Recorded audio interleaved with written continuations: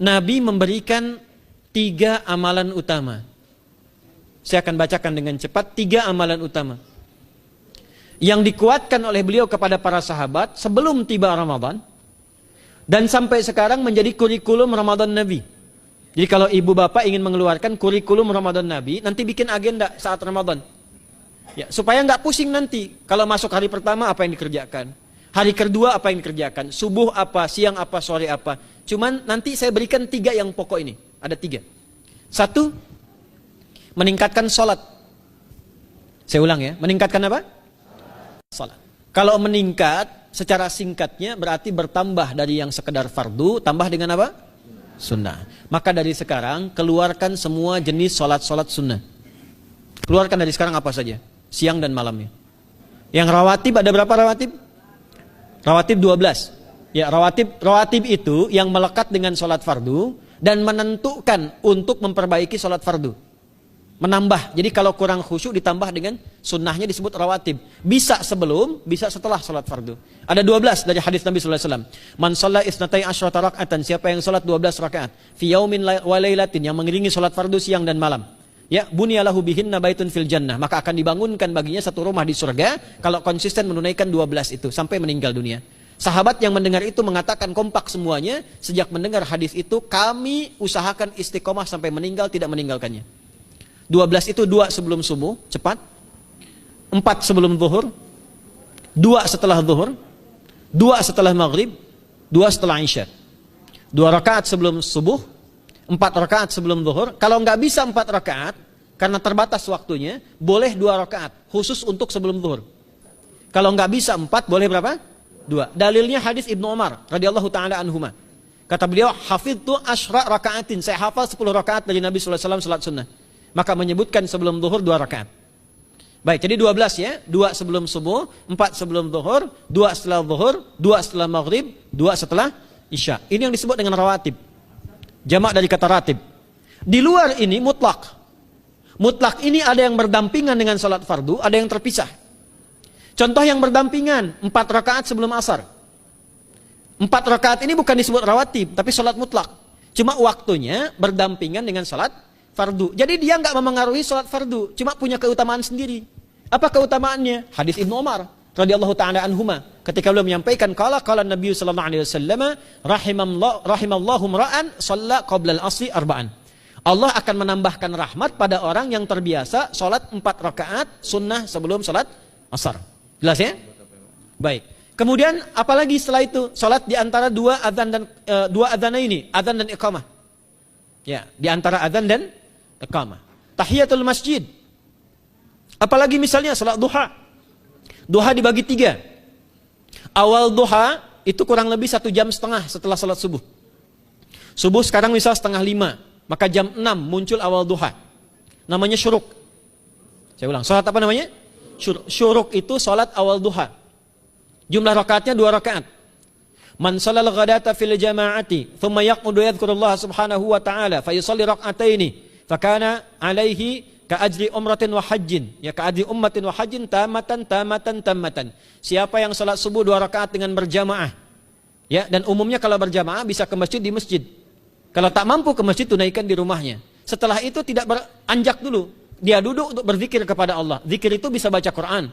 Quran surah 15 ayat 9 itu Quran disebut dengan zikir. Quran surah 54 ayat 17, 22, 32, 40 itu Quran disebut dengan zikir. Bisa baca Quran, bisa berdoa. Doa disebut dengan zikir. Quran surah ke-7 ayat 205. Ya. Bisa dengan apa lagi? Bertafakur, ya, mengaji, ta'lim, itu disebut dengan zikir. Ali Imran ayat 190 191. Alladzina yadhkuruna Allaha qiyaman wa qu'udan wa 'ala junubihim wa yatafakkaruna fi khalqis samawati wal ard, ya, disebut dengan zikir. Bisa bertasbih. Zikir pagi petang, kalimat-kalimat thayyibah, ada itu di Quran surah ke-4 ayat 103. Jadi habis salat subuh zikir dulu. Doa dulu, zikir dulu, belajar dulu, tafsir dulu. Setelah itu muncul syuruk. Perjalanannya disebut isyraq, melewati masyrik, 1 tombak bayangan, dia salat 2 rakaat, itu pahala salatnya senilai haji dan umrah. Sempurna. Bukan sudah haji, bukan. Mau kemana? Ibu mau haji dulu? Tidak. Ya, hajinya nanti bulan Dzulhijjah. Tapi senilai haji dan umrah itu 2 rakaat. Awal duha disebut apa? Syuruk. Pertengahan duha sekitar jam 9 jam 10. Jumlahnya 2 sampai 4 rakaat. Ya, 2 sampai 4 rakaat. Apa fungsinya? Satu, mengganti seluruh zikir yang ada dalam tubuh kita. Mata berzikir, telinga berzikir, lisan berzikir, bisa diganti dengan 2 rakaat duha. Itu waktunya pertengahan duha. Kurang lebih dari jam 8, 9, 10 lah, kurang lebih 3 jam itu. Ya. Yang kedua, bisa menghambat atau menghentikan, menahan satu musibah umum. Misal ada kebanjiran nih atau macet nih. Orang-orang kena macet. Bapak yang biasa sholat duha pertengahan itu tiba-tiba ditolong oleh Allah, dibebaskan. Tiba-tiba ada orang datang, Pak lewat sini di sana macet. Atau dibimbing ada kontraflow. Itu manfaatnya duha tuh. Yang pertengahan. Yang terakhir adalah akhir duha. Sekitar jam 10 sampai jam 11 menjelang ke zuhur. Ya, akhir duha itu jumlahnya dari 2 bisa 4 sampai 8 rakaat. Di antara manfaatnya bisa mempermudah datangnya rizki dengan izin Allah Subhanahu wa taala ketika ikhtiar. Itu duha. Nanti ke malamnya silahkan tahajud, tingkatkan tarawihnya sampai ditutup dengan witir. Itu salat.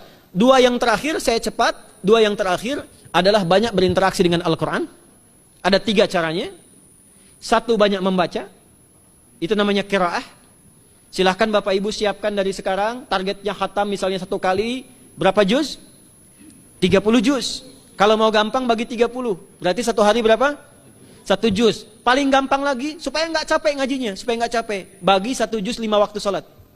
Contoh, juz pertama itu Al-Baqarah plus Al-Fatihah. Al-Fatihah saya nggak hitung lah karena sudah hafal ya. Al-Baqarah itu 141 ayat, juz pertama. Bagi 5, 28. Jadi setiap ketemu waktu salat, bagi 2 lagi, 28 bagi 2 berapa? 14. Sebelum sholat baca 14 ayat, setelah sholat baca 14 ayat. Itu 14 ayat tuh paling-paling nggak nyampe 5 menit Bu, Pak. Kalau investasi 10 menit setiap waktu sholat bagi 2 kita baca 14 ayat, itu insya Allah selesai Ramadan khatam Quran.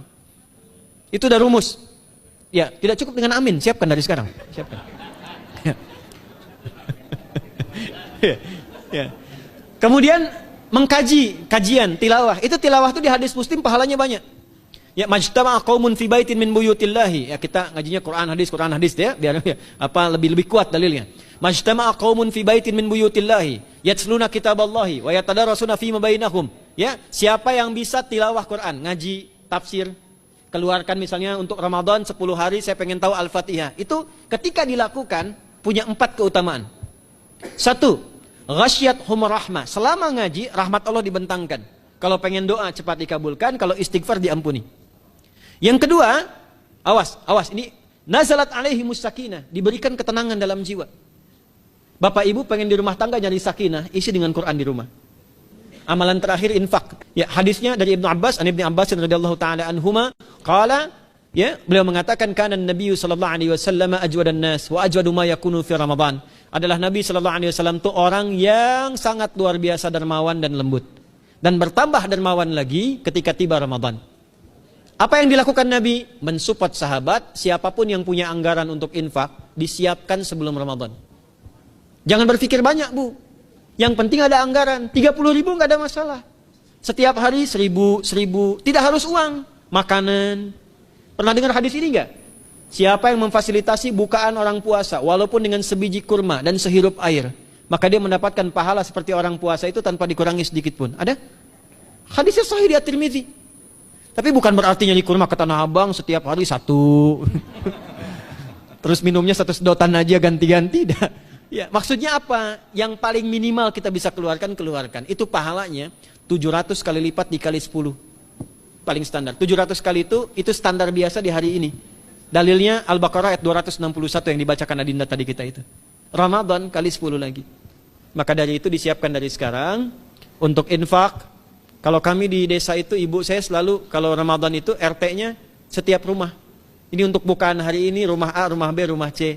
Bukaan besok rumah A, rumah B, rumah C. Boleh tuh di PWM Pak dipraktikkan. Ya, misalnya anggota perserikatan siapa dikasih kesempatan.